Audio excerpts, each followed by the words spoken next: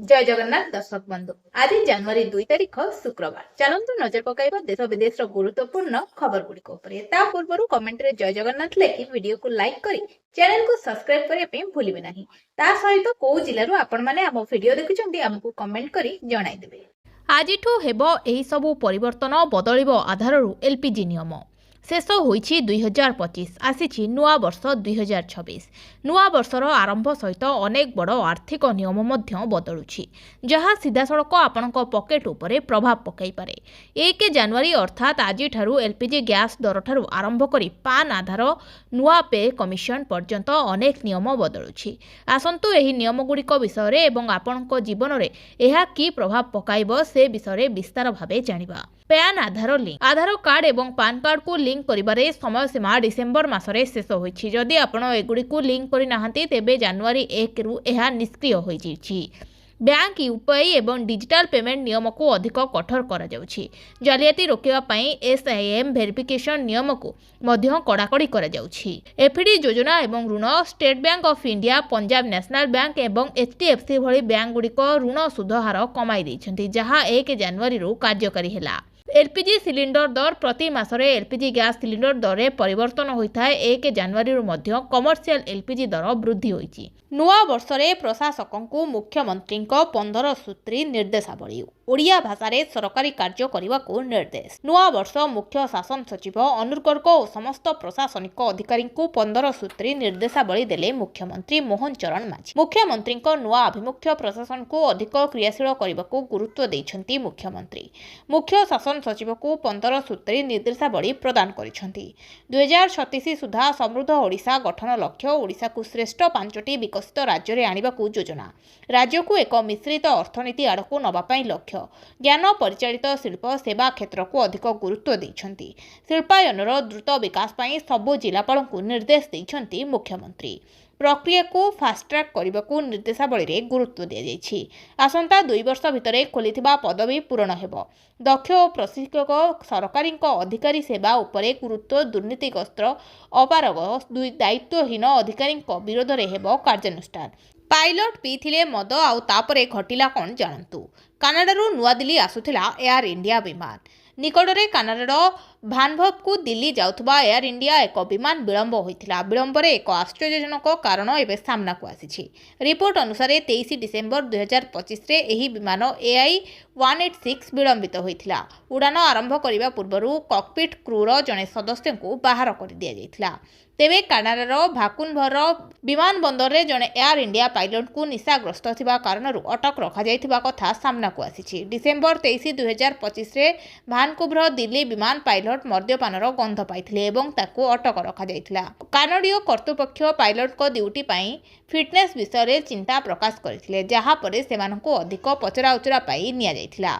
सूत्र अनुसार पायलट को मध्यरु जनक श्वासरु दुर्गंध मिलिबा परे तांकु संदेह रे अटक करा जाइथिला जहा परे सुरक्षा प्रोटोकॉल अनुसार कार्यानुष्ठान ग्रहण करा जाइथिला। सतर्कता स्वरूप एयर इंडिया जने बैकअप पायलट को नियुक्त करिथिला जहा फल रे उड़ान विलंब होइथिला।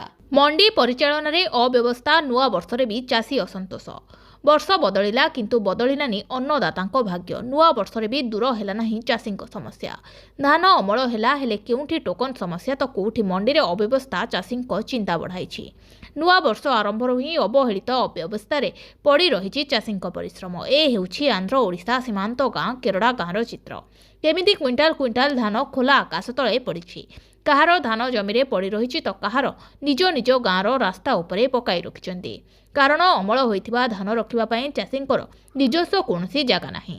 ଚାଷୀ ଭାବିଥିଲା ନିଜର ଅମଳ ଧାନକୁ ମଣ୍ଡିକୁ ନେଇ ବିକିବ। ହେଲେ ମଣ୍ଡି ଖୋଲିବାର 15 ଦିନ ବିତିଥିଲେ ବି ଏ ପର୍ଯ୍ୟନ୍ତ ସେମାନଙ୍କୁ ଟୋକନ ମିଳୁନି। ଯାହା ଫଳରେ ଚାଷୀ ଖୋଲା ଆକାଶ ତଳେ ନିଜ କଷ୍ଟ ଉପାର୍ଜିତ ଧାନକୁ ପକାଇ ରଖିଛି। ସୁଭଦ୍ରା ହିତାଧିକାରୀମାନଙ୍କ ପାଇଁ ଆସିଲା ବଡ଼ ଖୁସି ଖବର।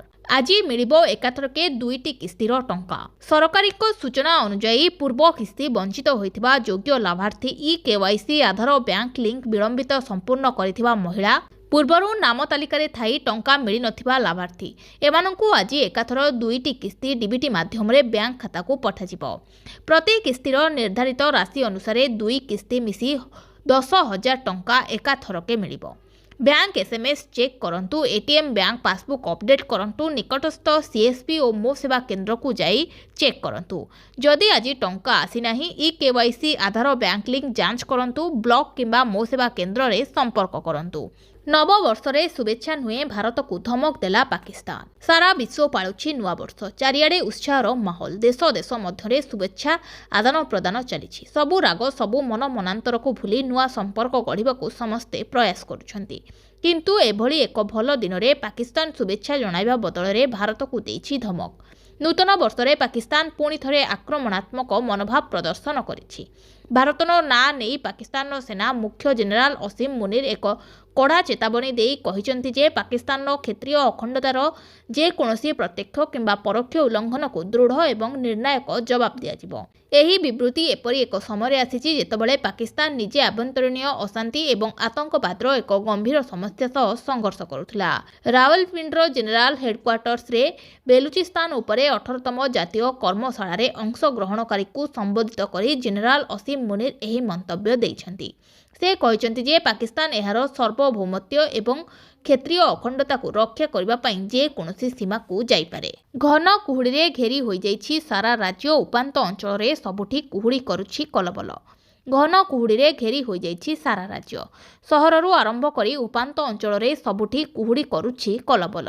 ଟ୍ୱିନ୍ ସିଟିରେ କୁହୁଡ଼ି ଆସ୍ତରଣ ଏଭଳି ରହିଛି, ମାତ୍ର 5 ମିଟର ଦୂରତାରୁ ବି ସକାଳୁ ଦୃଶ୍ୟମାନ ହେଉନି କିଛି। କହିବାକୁ ଗଲେ ଓଡ଼ିଶାକୁ କୁହୁଡ଼ି କବ୍ଜା କରିନେଇଛି। ଏତେ ମାତ୍ରାରେ କୁହୁଡ଼ି ଘେରି ରହିଛି ଯେ ଲୋକମାନେ ସକାଳୁ ଗାଡ଼ିରେ ଯିବା ଆସିବା ବି କରିବା ଅସମ୍ଭବ ହୋଇଗଲାଣି। କୁହୁଡ଼ି ଯୋଗୁଁ ଜନଜୀବନ ଅସ୍ତବ୍ୟସ୍ତ ହୋଇଛି। ସେହିପରି ନୂଆ ବର୍ଷରେ ଘନ କୁହୁଡ଼ି ପାଇଁ ପ୍ରଭାବିତ ହୋଇଛି ବିମାନ ଯାତ୍ରା। ଭୁବନେଶ୍ୱରରୁ ଦେଶର ବିଭିନ୍ନ ସ୍ଥାନକୁ ଯାତ୍ରା କରିବାକୁ ଥିବା ଅନେକ ବିମାନ ବିଳମ୍ବିତ ହୋଇଛି।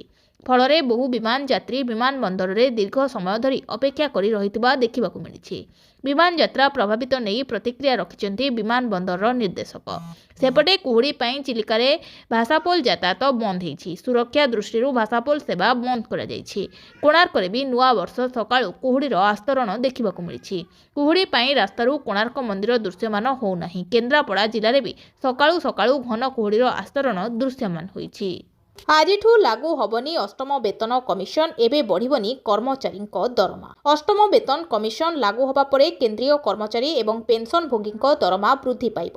ଏଥିପାଇଁ ପ୍ରସ୍ତୁତି ଆରମ୍ଭ କରିସାରିଛନ୍ତି କେନ୍ଦ୍ର ସରକାର। ଏନେଇ ସଂସଦରେ ମଧ୍ୟ ତଥ୍ୟ ରଖାଯାଇଛି। କେନ୍ଦ୍ରରେ ନରେନ୍ଦ୍ର ମୋଦି ସରକାର। ସରକାରୀ ସୂଚନା ଅନୁସାରେ ନ୍ୟାୟମୂର୍ତ୍ତି ରଞ୍ଜନା ଦେଶାଇଙ୍କୁ ଅଷ୍ଟମ ବେତନ ଆୟୋଗର ଅଧ୍ୟକ୍ଷ ଭାବେ ନିଯୁକ୍ତି ଦିଆଯାଇଥିଲା ବେଳେ ସେ ତାଙ୍କ କାର୍ଯ୍ୟ ଆରମ୍ଭ କରିସାରିଛନ୍ତି। ତାଙ୍କ ସହିତ ପ୍ରଫେସର ପୁଲକ ଘୋଷ ସଦସ୍ୟ ଭାବେ ଏବଂ ପଙ୍କଜ ଜୈନଙ୍କୁ ସଦସ୍ୟ ସଚିବ ଭାବେ ରଖାଯାଇଛି। 18 ମାସ ଭିତରେ ସରକାରଙ୍କୁ ଚୂଡ଼ାନ୍ତ ରିପୋର୍ଟ ଦେବେ ଏହି କମିଟି।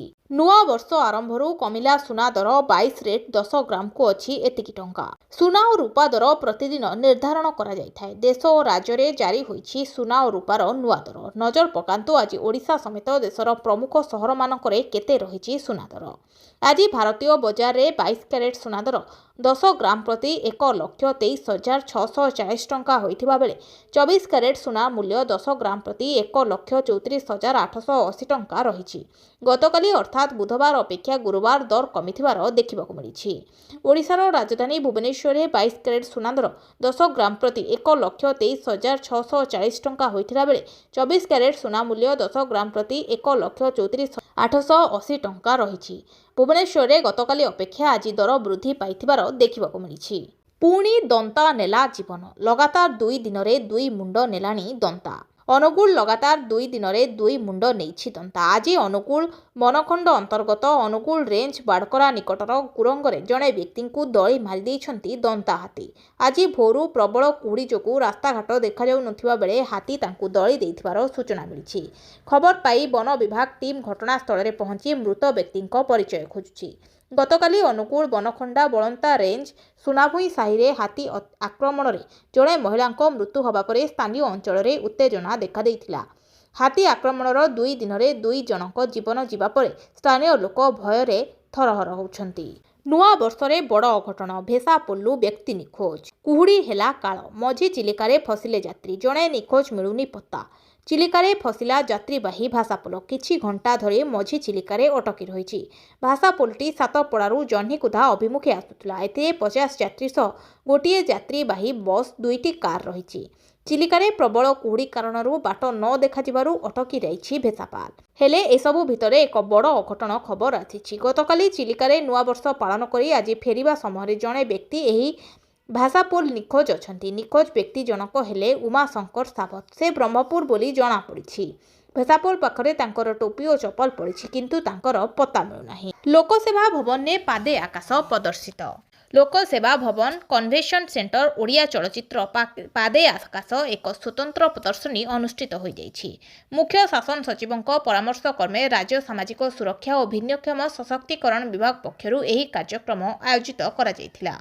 ତରଙ୍ଗ ସିନେ ପ୍ରଡକ୍ସନ ପ୍ରଯୋଜିତ ଓ ବିଶିଷ୍ଟ ନିର୍ଦ୍ଦେଶକ ସୁଶାନ୍ତ ମଣିଙ୍କ ଦ୍ୱାରା ନିର୍ଦ୍ଦେଶିତ ଏହି ଚଳଚ୍ଚିତ୍ରଟି ନାରୀ ଶକ୍ତି ପୁରସ୍କାର ପ୍ରାପ୍ତ ତଥା ଅନୁଷ୍ଠାନ ସ୍ୱାଭିମାନର ପ୍ରତିଷ୍ଠାତା ଡକ୍ଟର ଶ୍ରୁତି ମହାପାତ୍ରଙ୍କ ପ୍ରେରଣାଦାୟୀ ଜୀବନୀ ଉପରେ ଆଧାରିତ।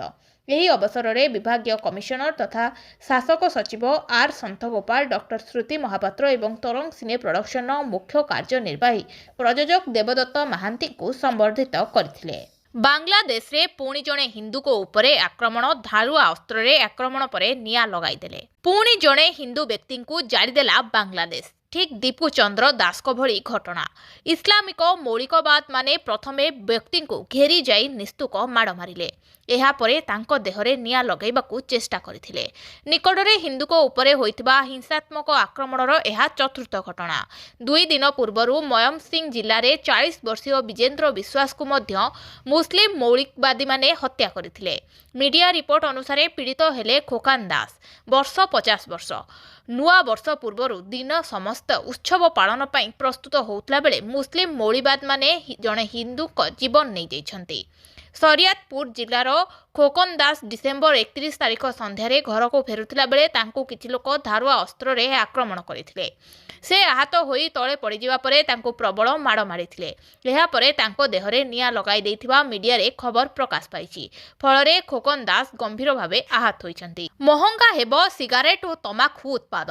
କେନ୍ଦ୍ର ସରକାର ତମାଖୁ ଉତ୍ପାଦ ଉପରେ ଆଙ୍କୁଶ ଲଗାଇବାକୁ ଯାଇ ଏକ୍ସାଇଜ ଡ୍ୟୁଟି ଲଗାଇବାକୁ ନିଷ୍ପତ୍ତି ନେଇଛନ୍ତି। ଏହି ନିଷ୍ପତ୍ତି ଯୋଗୁଁ ଦେଶରେ ସିଗାରେଟ ଓ ଅନ୍ୟ ତମାଖୁ ଉତ୍ପାଦ ମହଙ୍ଗା ହେବ।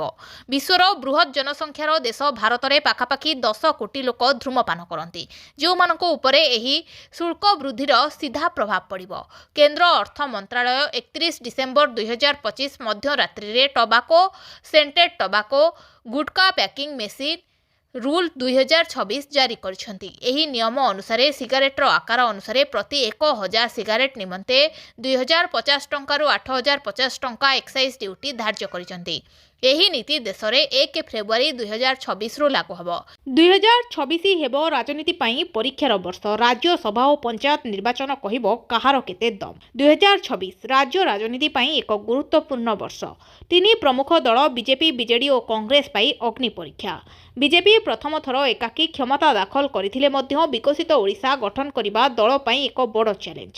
ସେହିପରି ବିଜେଡି ପାଇଁ ଦଳୀୟ କନ୍ଦଳ ନିୟନ୍ତ୍ରଣ ଏବଂ କଂଗ୍ରେସ ପାଇଁ ସମସ୍ତଙ୍କୁ ଏକାଠି କରି ଚାଲିବା ଗୁରୁତ୍ୱପୂର୍ଣ୍ଣ। 3 ପ୍ରମୁଖ ଦଳ ବିଜେପି, ବିଜେଡି ଓ କଂଗ୍ରେସ ପାଇଁ ହେବ ନିର୍ଣ୍ଣାୟକର ବର୍ଷ। ରାଜ୍ୟରେ ବିଜେପି ଏବେ ଶାସନରେ ଅଛି। ସରକାରକୁ 1.5 ବର୍ଷ ବିତିଗଲାଣି, କିନ୍ତୁ ଏବେ ବି ଅନେକ ଦଳରେ ଆଗରେ ରହିଛି ଅନେକ ଆହ୍ୱାନ। ସରକାରଙ୍କ କାର୍ଯ୍ୟକ୍ରମକୁ ଲୋକାଭିମୁଖୀ କରି ଏକ ସକାରାତ୍ମକ ଭାବମୂର୍ତ୍ତି ତିଆରି କରିବା ରାଜ୍ୟ ବିଜେପି ପାଇଁ ବଡ଼ ଆହ୍ୱାନ। ପଞ୍ଚାୟତ ଓ ପୌର ନିର୍ବାଚନ ଆଉ ବର୍ଷେ ଥିବାରୁ ଏବେଠୁ ତୃଣମୂଳ ସ୍ତରରେ ସଜାଡ଼ିବା ଗୁରୁତ୍ୱପୂର୍ଣ୍ଣ। ବାଟ ବଣା ଆବାସ ଯୋଜନା। ଏବେ ବି କଚ୍ଚା ଘରେ ରହୁଛନ୍ତି 35 ଲକ୍ଷ ଲୋକ। ଖୋଲା ଆକାଶ ତଳେ ବିତୁଛି 2 ଲକ୍ଷ ଲୋକଙ୍କ ଜୀବନ।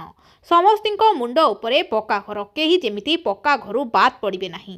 ପ୍ରାକୃତିକ ବିପର୍ଯ୍ୟୟ ଆସିଲେ କିଛି ବି କରିପାରିବେ ନାହିଁ, ସେମିତି ଲକ୍ଷ୍ୟ ନେଇ ସରକାର ବିଭିନ୍ନ ଯୋଜନାରେ ଘର ଦେଉଛନ୍ତି। କିନ୍ତୁ ଆଜି ବି ଲକ୍ଷ ଲକ୍ଷ ପରିବାର ଅଛି ଯେଉଁମାନଙ୍କ ପାଇଁ ଛାତ ଘର 7 ସପନ। ପଞ୍ଚାୟତ ନିର୍ବାଚନ ପୂର୍ବରୁ ସେମାନଙ୍କୁ ଘର ଯୋଗାଇବା ବଡ଼ ଆହ୍ୱାନ।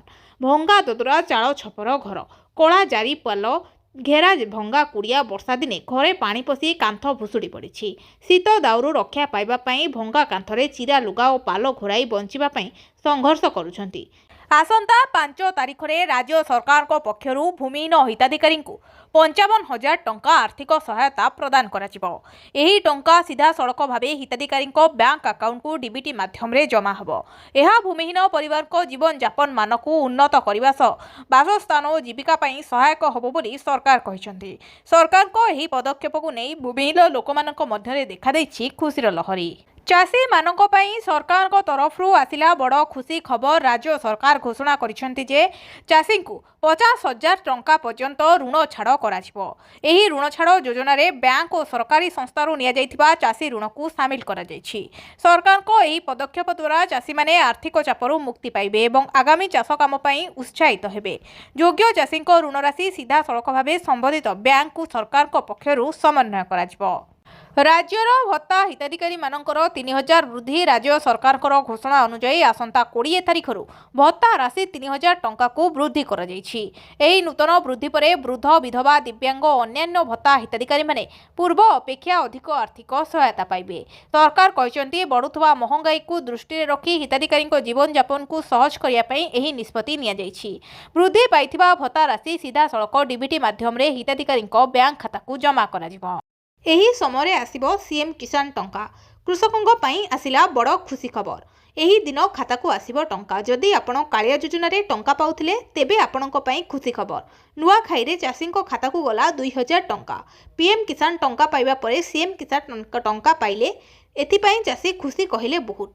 तेबे प्रतिवर्ष सरकार नुआखाई सीएम किसान टंका 2,000 टंका पठै थांती। ए वर्ष मध्य टंका समस्त चाषी अकाउंट को पठा सरी। अगस्ट 28 रे नुआखाई पड़ुथबारु सेही दिन 2,000 टंका देइथिले सरकार समस्ते चाषी को बोली गणमाध्यम रे जोर चर्चा धरिछि। किंतु ए जे बहु चाषी को टंका मिलिनी। तेबे आसंतु जानिबा केमित कोन कले समस्त चाषी टंका पाई परिबे। यथाशीघ्र आपण निज नारे पंजीकरण करी रेजिस्ट्रेशन करि दियंतु। जहा फल रे इकेवाईसी कंप्लीट हेले एवं उपयुक्त प्रमाणपत्र देखाई वेरीफाई करिले आपणको खाता को तुरंत पैसा आसीजिवो। भिडियोटी को शेष जाय देखिथिबारु आपणको बहुत बहुत धन्यवाद। जदि भिडियोटी आपणकर पसंद आसीछि ताहेले भिडियो को लाइक करी चैनल को सब्सक्राइब करबा को भूलिबेनी। आपणकर गोटिए लाइक आमको एही बळी खबर जोगै दबारे प्रेरणा देबो। आमे एही भिडियो रे 100 लाइक रो टार्गेट रखिछु।